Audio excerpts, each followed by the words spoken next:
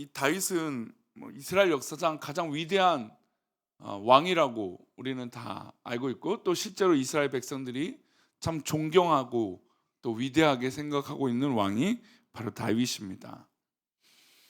이스라엘 역사적으로 가장 강대하고 또 어떻게 보면 정말 영향력 있고 위대한 나라가 바로 다윗 시절에 바로 그때였던 것이죠. 어떤 분야에서 또 이 대업을 이루고 어떤 성과를 이루면 아무래도 이전과는 다른 사람이기 때문에 그 말 한마디 한마디가 영향이 있습니다. 최근에도 전 세계의 경제나 정치나 사회적으로 영향력 있는 사람들이 말을 할 때 그 말로 인해서 여러 가지 국제 정세라든지 경제적인 분위기라든지 심지어 뉴스에 들리는 주식이라든지 이런 이 경제적인 움직임들이 이렇게 출렁거리는 것들을 보게 됩니다. 그만큼 그 한 분야에서 영향력 있는 사람들의 말 한마디가 중요한 것이죠. 그리고 그들이 이뤘던 성공한 이야기, 또 때로는 실패한 이야기, 그런 이야기들은 분명 그 이야기를 듣는 사람, 또 그 대가를, 또 그 성공을 이룬 사람들의 이야기는 자신에게 도전이 분명히 될 것입니다.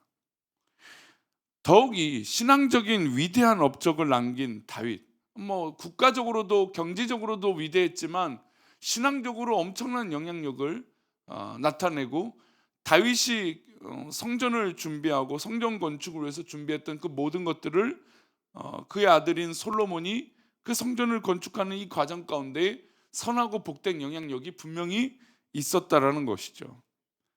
그러면 그런 영향력을 줬던 다윗이 이제 자신의 삶이 얼마 남지 않았고, 이제 유언과 같은 귀한 당부들을 이 솔로몬과 또 그리고 어떤 이 관료들, 또 관료들뿐만 아니라 이 다윗과 함께했던 모든 사람들에게 다윗의 말들을 하게 됩니다. 그래서 오늘 본문인 28장에는 다윗이 각 지파의 어른들과 또 왕위 섬기는 이 반장들과 천부장들과 백부장들과 솔로몬을 다 모아놓고 이야기를 하기 시작합니다. 그러니까 다윗이 이제 자신의 삶이 얼마 남지 않게 이제 그것이 임박해져 오니까 이스라엘을 대표하는 사람들을 다 불러놓고 이야기하는 것이죠. 그러면 이 이야기가 아무래도 이 사람들에게도 굉장히 중요할 것이고 다윗에게도 굉장히 중요한 이야기였을 것입니다. 그리고 그들을 모은 이유는 다름 아니 솔로몬과 함께 성전 건축의 이 대업을 잘 완성하기를 바라는 마음으로 그들에게 당부하고 싶었던 이야기가 컸습니다. 그래서 다윗 왕이 성전의 설계도를 우리에게 보여주는구나, 아마 이제 사람들은 그런 기대를 할 것이고, 다윗이 하는 이야기 하나하나가 이제 성전 건축가 솔로몬과 함께 어떻게 하면 이 성전을 건축하고 후대가 살아갈 것인가 라는 이야기들을 이제 들을 준비를 하고 다윗에게 간 것입니다. 이런 사람들의 기대대로 다윗은 설계도를 보여줍니다. 이렇게 성전을 건축하고 저렇게 성전을 건축하고 이런 모습들을 다 보여주면서 상세한 설명을 해주게 됩니다. 이제 그것이 19절입니다. 함께 읽어볼까요? 다윗이 이르되 여호와의 손이 내게 임하여 이 모든 일의 설계를 그려 나에게 알려주셨느니라. 이 성전, 이 설계는 바로 이 성전을 건축하는 설계였죠. 이것을 하나님께서 알려주셨고, 이것을 후대의 이 솔로몬과 그와 함께할 모든 관료들과 또 이 이스라엘을 대표하는 사람들에게 알려주게 됩니다. 근데 문제는 다윗이 이 설계도만 알려주려고 하는 의도가 있었을까요? 그렇지 않죠. 다윗은 설계도보다 더 중요한 어떤 이런 핵심적인 이야기를 이들에게 하고 싶었던 것입니다. 여러분, 집을 지을 때 외관도 중요하고 자재도 중요하고 그 모든 것들이 아마 요즘같이 인테리어가 중요한 시대에 아마 그런 부분들이 중요할 것입니다. 그런데 성전을 짓는 것은 또 다른 것이죠. 성전을 짓는 백성들이 마음이 하나가 되어야 합니다. 마음이 나뉘어지고 생각이 달라지고 눈에 보이는 성전은 웅장하게 지어져 가고 있지만 그들의 마음이 정말 분열되고 하나 되지 못하면 그 성전의 의미는 퇴색이 될 것입니다. 교회마다 건물은 웅장하고 아름답게 잘 지어놨는데 건물을 건축한 이후에 성도들의 마음이 나뉘어지고 무너지는 것을 우리가 자주 보지 않았습니까? 다윗은 바로 이것을 우려했습니다. 하나님의 성전은 이 설계도로 기술자들이 또 일꾼들이 지으면 됩니다. 그러나 더 중요한 것, 즉 마음의 성전을 지어가고 이스라엘 백성들의 마음에 하나님 앞에 있는 그 성전들이 정말 거룩하게 지어지기를 바랬던 것이죠. 그래서 이스라엘 백성들이 솔로몬을 중심으로 하나가 되어서 하나님을 기쁘시게 하는 그 마음으로 하나가 되기를 바랬던 것입니다. 그래서 사실 다윗은 성전을 이렇게 지어라 라고 하는 이 설계도면보다 더 중요한 건 이들의 마음이 하나가 돼서 하나님 앞에 온전히 있기를 바랬던 것이죠. 그 간절한 부탁이 9절에 담겨 있습니다. 우리 함께 읽어볼까요? 내 아들 솔로몬아, 너는 내 아버지의 하나님을 알고 온전한 마음과 기쁜 뜻으로 섬길지어다. 여호와께서는 모든 마음을 감찰하사 모든 의도를 아시나니 내가 만일 그를 찾으면 만날 것이요 만일 내가 그를 버리면 그가 너를 영원히 버리시리라. 아들 솔로몬에게 이렇게 권면합니다. 너는 내 아버지 하나님 알고 있지 않냐? 그러니 그 하나님 알고 있다면 온전한 마음과 기쁜 뜻으로 섬기라는 것이죠. 그리고 우리 하나님은 모든 마음을 어떻게 하십니까? 알고 계신다는 거예요. 심지어 그 의도도 알고 있습니다. 제가 최근에 고민하고 있는 영적인 문제들이 바로 저는 여기 있다고 봐요. 우리가 신앙의 삶을 살고 사회생활을 하고 여러 가지 하고 있는데 정작 우리의 의도, 우리의 마음을 스스로 속이는 경우들이 있다는 것이죠. 하나님은 분명히 우리의 마음과 의도를 다 알고 계시는데 우리 스스로는 남들에게 들키지 않고 남들에게 괜찮아 보이고, 요즘은 그렇잖아요. 보여지는 게 중요하니까 그냥 남들에게 손가락질 받지 않고 그러면 마치 내가 다 성공하고 다 이룬 것처럼 산다라는 거예요. 그러니 보이지 않는 어떤 그런 곳에서 인터넷이나 여러 가지 영상이나 이런 것으로 인해서 자신들의 마음이 다 드러났음에도 불구하고 속이는 것처럼, 마치 그렇지 않은 척하며 또 자기는 모든 것을 이룬 것처럼 그렇게 그 마음을 스스로 속이는 경우들이 있다라는 것이죠. 다윗은 그 마음, 그 시작하는 마음이 하나님 앞에 너무너무 중요하다, 정말 중요하다는 것을 알고 있었습니다. 그래서 솔로몬에게 당부하고 싶었던 건 그 마음, 그 의도가 중요하다는 것을 깨우쳐 주고 싶었던 것이죠.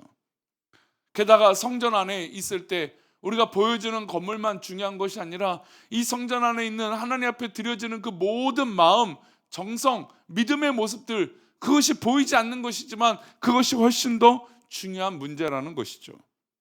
다윗은 들판에 있을 때 정말 행복했습니다. 왜 그랬을까요?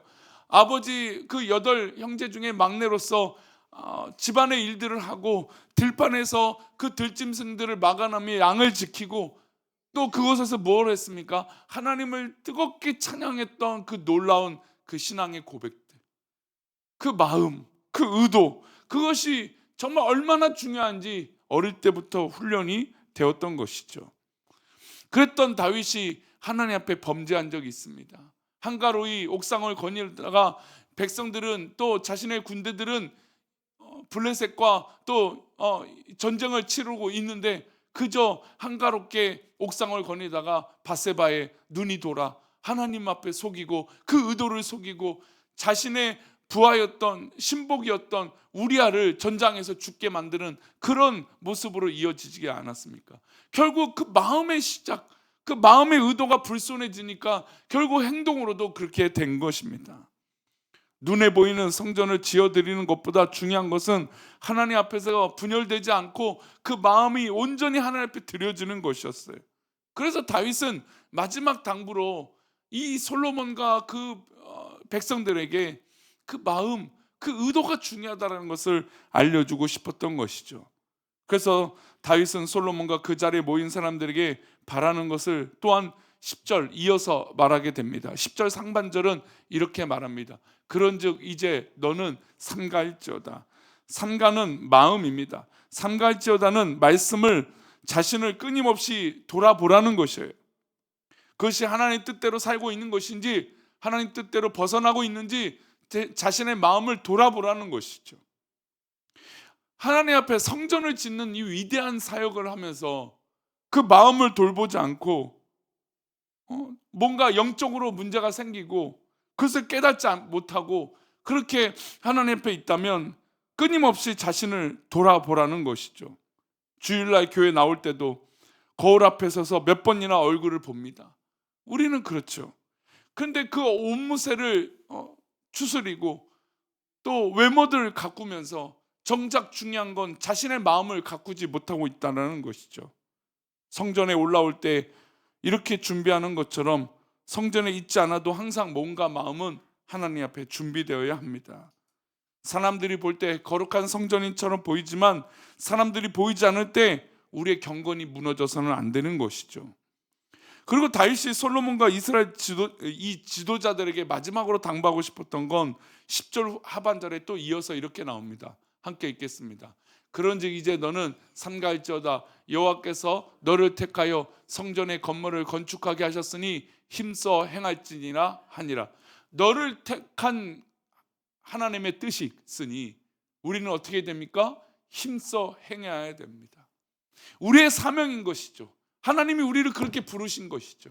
하나님께서 우리에게 주어진 그 사명, 그 성전을 건축하고 하나님의 일들을 감당할 때 우리가 마음을 다스리고 최선을 다해서 그 마음을 다 드리는 것, 그와 더불어서 우리는 힘써 그것을 행해야 되는 것입니다. 왜 그렇습니까? 하나님이 나를 택해 주셨기 때문이죠. 이 놀라운 은혜, 이 거룩한 은혜, 이 정말 하나님께서 주신 이 놀라운 사명이 우리 가운데 있다라는 것이죠. 그러니 우리 사랑하는 우리 교회 성도님들, 또 이 새벽을 깨우는 우리 성도님들, 하나님 분명 우리들을 이 새벽에 불러주시고 우리의 삶을 불러주셨는지 믿습니다.